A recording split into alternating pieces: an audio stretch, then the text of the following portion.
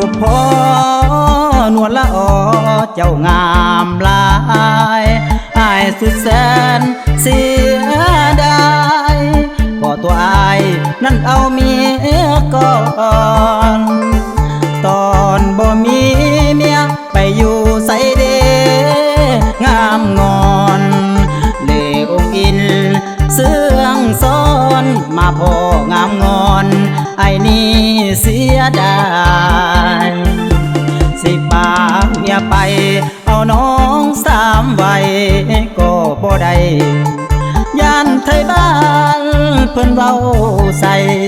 ย่านบักอายนั่นกำพาพอสิเอาเมียสองก็ปิดหนี้ของลาวเคยมีมาเหตุจังใดแก้วตาพออายนี่นาลงฮักเจ้าหลายเสียใจหลายเดีที่อายนั้นเอาเมียก่อนผู้ใดเด้สิได้สอนมีบุญมานอนเคียงกายหากอายมาเห็นเนื้อเย็นก่อนเมียของอายหับห้องได้น้องสามไว้อายสิมั่นหมายเอาน้องเป็นเมียถ้าหากเมียเปรียบได้ดังซื้อเครื่องของไอ้นี้จะบ่ต่อรองขอเปลี่ยนเอาน้องทันทีสิบ่ให้เปลี่ยนสาวบ่ให้เปลี่ยนคืนเงินยังดีสิเอาค่าดองแต่งเมียตอนนี้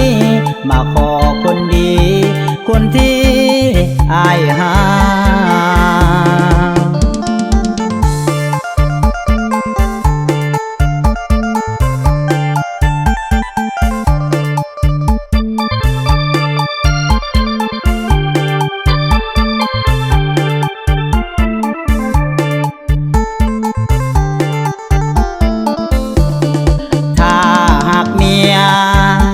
เปรียบได้